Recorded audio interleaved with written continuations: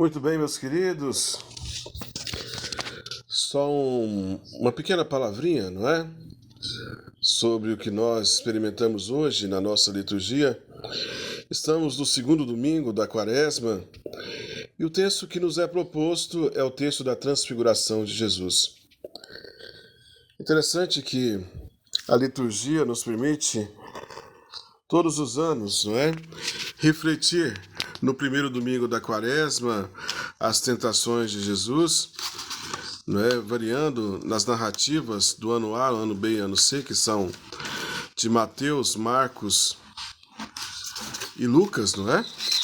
Como também no segundo domingo da Quaresma, sempre nós refletimos sobre o texto que fala da transfiguração de Jesus. Olha, esse ano nós refletimos o Evangelho de São Lucas e ele nos permite alguns argumentos diferentes, porque São Lucas usa de alguns elementos na sua narrativa que não estão presentes na narrativa de Mateus e de Marcos, não é? Mas, primeiramente, eu gostaria de falar sobre essa questão da transfiguração, porque ela nos permite falar de algo que fere a nossa imagem e nos desfigura, não é? Lá na narrativa da criação do homem, vai dizer que homem e mulher foi feito à imagem e semelhança de Deus. Ou seja, na figura do homem, há a imagem e semelhança de Deus, não é? É como se o patamar perfeito da criação do homem estivesse na imagem de Jesus e precisávamos nos assemelharmos a ele, não é? Olha, a semelhança é porque não é igual, não é? Tudo que se assemelha não é igual a outra coisa. Nós nunca poderíamos ser igual a Deus, mas nós assemelhamos a Ele ao qual nós participamos do seu amor. Então nós amamos a semelhança de Deus, não é? O bem que fazemos é a semelhança do bem que Deus faz. Então nós participamos desse bem maior que é Deus, desse amor maior que vem de Deus, que é o próprio Deus, não é? E a imagem, nós somos os únicos seres à imagem de Deus, porque nós, com o uso da razão, nós conseguimos, não é? Responder a esse amor, à ação de Deus, não é? Nós temos essa capacidade de responder ao amor de Deus com o nosso uso da nossa razão, do nosso intelecto, da nossa vontade, não é? Não somos instintivos como os outros animais criados, não. Esse é o que nos faz diferentes, não é? Na verdade, o que nos faz diferentes é Deus nos amar nessa proporção de querer que a gente seja imagem e sua semelhança, que a gente corresponda a esse amor e que Ele, de fato, nos amou por primeiro, não é? Veja, mas olha que a nossa figura humana criada à imagem e semelhança de Deus, em um certo momento da humanidade, adentrou nela a maldade, não é? Através da desobediência. É interessante e bonito a gente pegar a narrativa da queda da nossa humanidade, lá na narrativa em Gênesis 3, não é? Onde tem a figura da serpente e a desobediência do homem e da mulher que comem do fruto proibido, querendo ser tal como deuses, não é? Saber do bem e do mal. Por essa desobediência adentrou o pecado, a maldade no homem e essa inclinação que nós temos para fazer o que é errado. Ou seja, a natureza humana que havia sido criada à imagem e semelhança de Deus agora está decaída, agora está desfigurada. No Evangelho de hoje nós vemos que Jesus se transfigura, não é? É um momento ali que resplandece e se vislumbra a glória de Deus. a glória de Deus. Essa transfiguração, não é? Trans quer dizer além da figura. Sabe que nós precisamos buscar realinhar a nossa figura à imagem e semelhança de Deus. Ou seja, voltar a ter essa figura a qual Deus nos criou. Voltarmos a ter essa intimidade com Deus. Buscar a transfiguração daquilo que uma vez na queda foi desfigurado, não é? Foi desfigurado. Sabe, na narrativa que nós lemos hoje do Evangelho, eu disse que traz alguns elementos novos e diferentes dos outros dois evangelhos sinóticos, não é? A começar da ação de Jesus, que é sempre de oração. Eu já falei algumas vezes, mas é bom repetir. O Evangelho de Lucas dá muito ênfase, não é? A essa atitude de Jesus de rezar. Quando no batismo, Jesus, segundo a narrativa de Lucas, estava rezando. Quando ele escolhe os seus discípulos, ele reza. E agora ele sobe o monte da transfiguração com os seus 3 discípulos mais íntimos para orar, não é? E aí ele tem esse episódio onde sua face e suas vestes resplandecem com a luz e com a blancura que não se vê igual, não é? E ali ele tem um encontro, uma conversa com esses 2 ícones do Antigo Testamento, não é? Que representam a lei e os profetas, a saber, Moisés e Elias. Veja que, se a gente perceber o contexto no qual São Lucas constrói a sua narrativa, nós vamos perceber que há poucos dias Jesus tinha anunciado aos discípulos, logo depois da profissão de Pedro, não é? Jesus pergunta que diz o povo por aí que é o Filho de Deus, Filho do Homem, e depois pergunta, e vocês, meus discípulos, quem dizem que eu sou? E Pedro faz a sua profissão de fé, que tu és o Cristo, o Filho de Deus, o Messias, não é? Logo depois, na narrativa de São Lucas, Jesus vai anunciar que ele vai subir para Jerusalém e será entregue nas mãos dos chefes dos anciãos, dos sumos sacerdotes, e vai perecer nas suas mãos, morrendo, não é? Veja que São Lucas não narra aquele episódio onde Pedro chama Jesus do lado e o corrige, né? Senhor, que não aconteça isso, né? E Jesus vai falar para ele, afasta de mim, Satanás. Tu não pensas as coisas de Deus, mas as coisas do homem. Mas veja, de qualquer jeito, os discípulos estavam meio que acabrunhados, não é? Meio que atemorizados, porque Jesus dá uma notícia dessa, e logo depois da profissão de Pedro, diz falar, olha, tu és o Cristo, Filho de Deus. Ou seja, ser Filho de Deus emana algo que é poderoso, não é? Que pode fazer todas as coisas. Então, logo depois, Jesus diz que esse ser que é todo poderoso vai morrer, não é? Vai morrer. E é nesse sentimento que Jesus sobe com seus 3 discípulos para o monte Tabor, não é? E lá se transfigura. É interessante que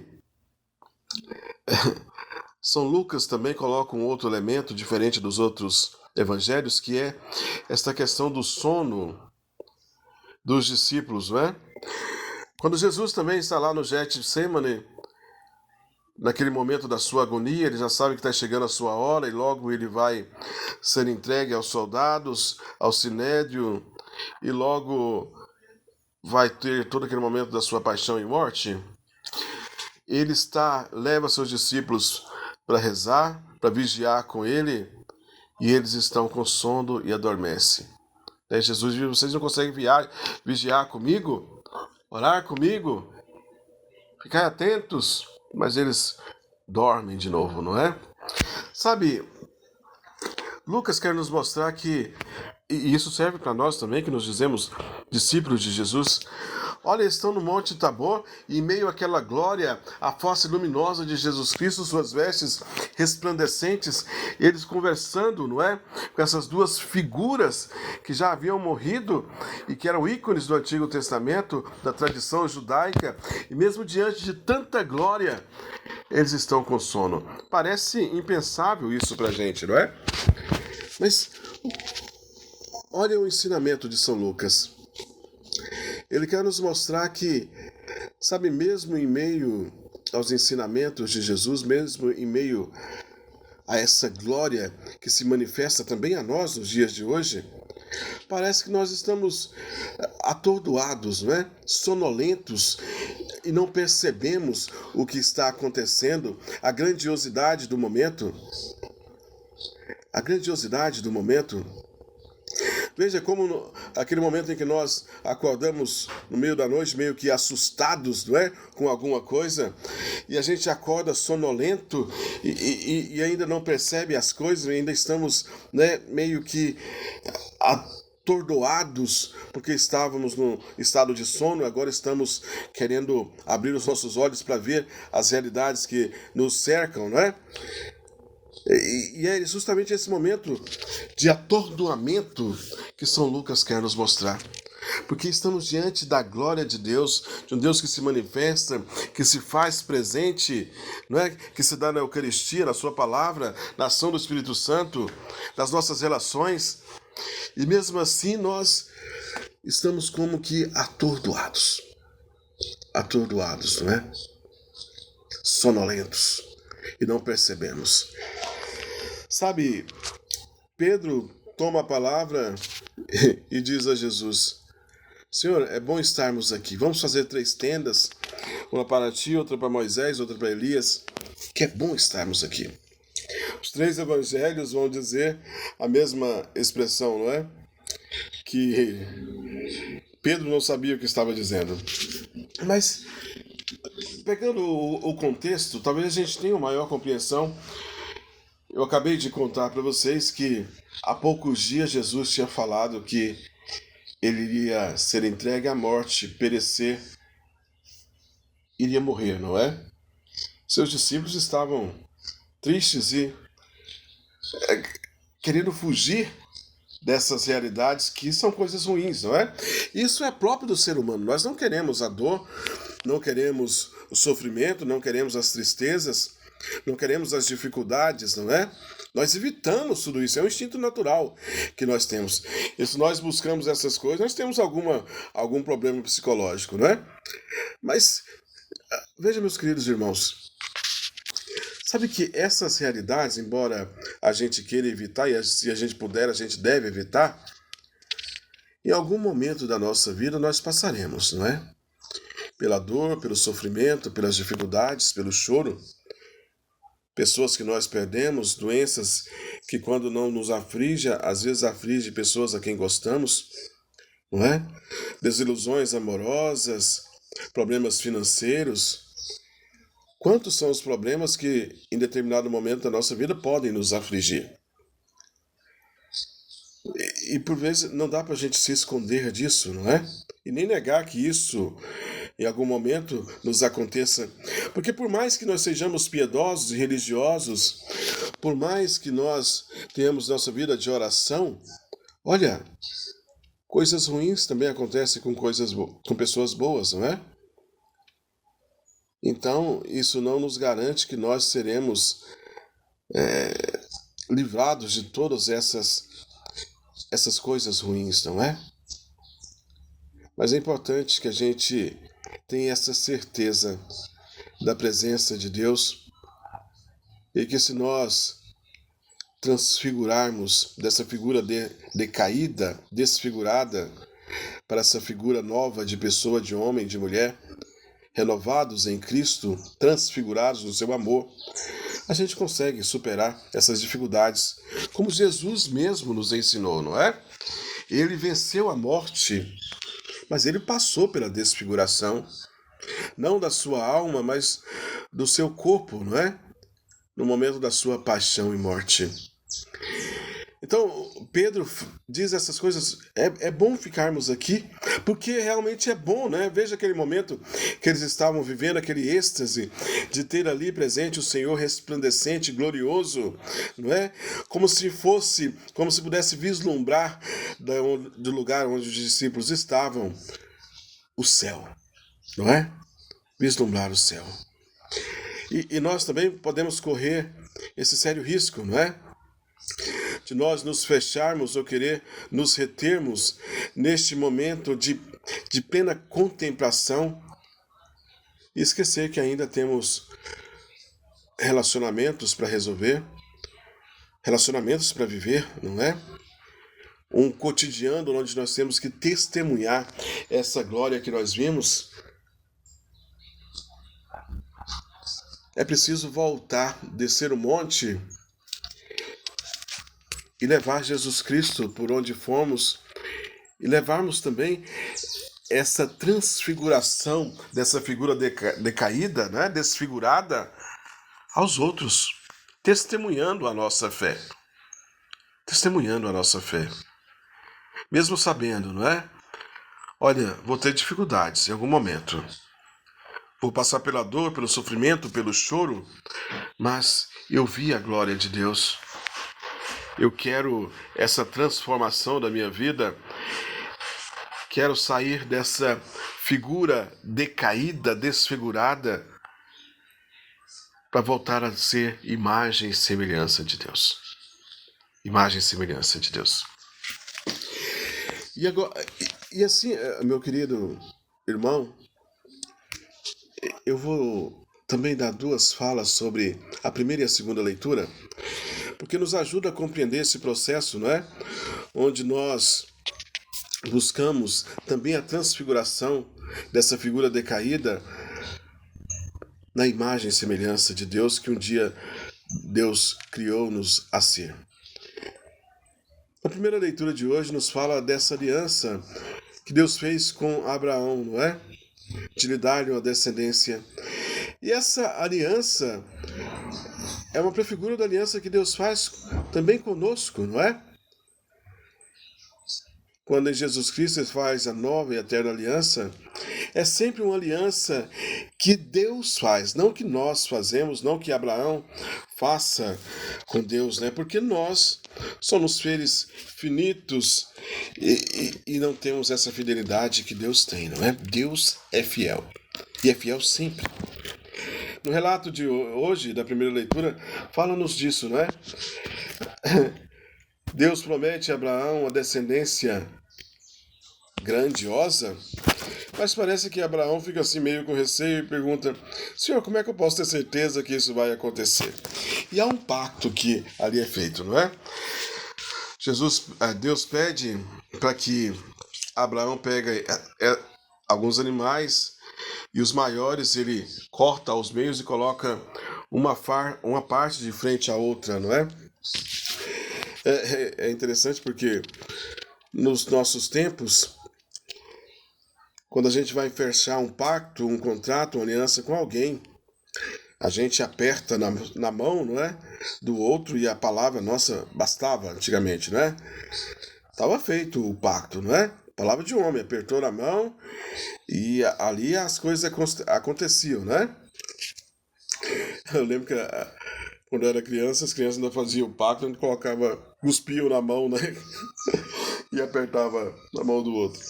Mas hoje a nossa palavra não está valendo muita coisa, então os pactos, os contratos firmados tem que ser diante de um cartório, né? Firmado em cartório. Mas nesse costume antigo ali, os pactos eram firmados nesse ritual, onde se partiam os animais no meio e aquela pessoa que fazia o pacto, que estabelecia o pacto, não é? Passava no meio das duas partes cortadas e ao passar meio que ela se auto-infligia uma maldição. Não era como se ela dissesse assim: se eu não cumprir esse pacto que seja feito comigo, o que aconteceu com com esses animais, ou seja partido ao meio. Mas veja na narrativa de hoje que nós vemos que não é Abraão que passa por entre os animais, mas é o próprio Senhor na figura do fogo, não é? Essa tocha de fogo que passa entre os animais, é Deus que estabelece aliança para com Abraão. E também é Deus que estabelece uma aliança de amor para conosco. Ele nos amou por primeiro. Quando não merecíamos, Ele nos amou por primeiro, não é? Quando nós não éramos dignos do seu amor, não merecíamos, não tínhamos mérito, muito pelo contrário, tínhamos pecados e nada poderíamos oferecer de bom a Ele, mesmo assim, Ele nos amou. Ele nos amou. Sabe, São Paulo hoje nos diz palavras pesadas, não é? Mas cheias de verdade. Ele vai começar dizendo para que sejamos seus imitadores daquelas pessoas também que trazem boas ações, né? Fazem o bem, que pregam o evangelho. Mas ele diz e ele diz chorando, não é? Entre lágrimas, que há pessoas por aí que se comportam como inimigos da cruz, vivendo a devassidão, não é? E os seus caminhos o levarão à perdição. Os seus deuses é o seu próprio estômago, nos diz São Paulo. E a sua glória são coisas, o que eles acham de vanglória, não é? Para se vangloriar são coisas vergonhosas. Vivem apenas pelas coisas terrenas. E aí no finalzinho São Paulo ainda vai ressaltar, não é? Mas nós somos cidadãos dos céus. Meus queridos e amados irmãos, sabe que nós temos que ter sempre firme esse pensamento de São Paulo na nossa vida. Porque, ora, embora haja muitas pessoas que aqui vivam apenas pelas suas satisfações mais básicas, não é? Vamos dizer assim, mais materialistas, nós precisamos buscar algo maior para nós. Nós precisamos buscar essa transfiguração do nosso ser, da nossa figura, para sermos imagem e semelhança de Deus. Porque essa nossa vida aqui, ela é passageira, não é? Ela se inicia ao nosso nascimento, mas chegará um dia mais cedo ou mais tarde, onde se findará tudo isso, e aí não vai resolver adiantar as nossas conquistas, não vai adiantar o dinheiro que nós conseguimos, não vai adiantar o conhecimento que nós adquirimos, os doutorados que nós fizemos, não vai adiantar as casas que nós temos, os prédios, os edifícios que nós conseguimos com o nosso dinheiro construir. Nada disso vai adiantar para a nossa salvação, para nós alcançarmos a vida eterna.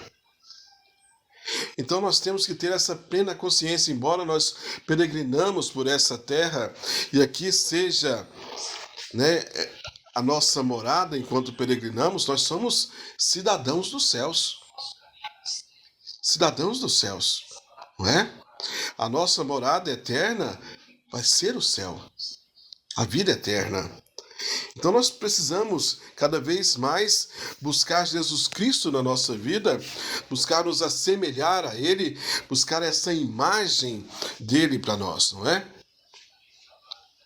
É preciso que a gente pense sobre isso. E nós temos um tempo propício para isso, que é esse tempo que nós estamos vivendo, que eu gosto de chamar de nosso retiro espiritual, não é? Que é o tempo da Quaresma. Para que a gente possa cada vez mais buscar uma vida em Deus. E eu estou dizendo nessas minhas últimas homilias e reflexões, e eu gosto de refletir sobre isso, porque, olha, esse crescimento da espiritualidade em nós não é somente algo espiritual, ou seja, sobrenatural, ou na minha intimidade, né? É algo que resplandece na minha vida e nos meus relacionamentos, ou seja, é uma coisa que me engrandece em todo o meu ser. Não é algo que vai me alienar, não é? fazer com que eu me distancie do outro, me ache superior ao outro, porque eu tenho essa intimidade, essa espiritualidade, não é? Mas ao me aproximar de Deus, eu também consigo me aproximar do outro e melhorar enquanto pessoa, melhorar nas minhas relações, melhorar no meu lidar com o outro, na minha percepção que eu tenho do outro e dos meus relacionamentos, não é? Todas as pessoas que têm um encontro verdadeiro com Deus, não é? E adentram essa grandiosidade da graça de Deus e deixam-se embanhar pela graça de Deus e mover-se pela graça de Deus, ela consegue ter uma percepção melhor do seu casamento, da sua família, dos seus namoros, das suas relações, do seu trabalho, não é? Há um crescimento verdadeiro e exponencial da pessoa na sua totalidade. Vamos pensar sobre isso e buscar verdadeiramente Deus para a nossa vida, transfigurar-nos, voltar-nos a ter imagem e semelhança de Deus. Amém? Louvado seja nosso Senhor Jesus Cristo, para sempre seja louvado.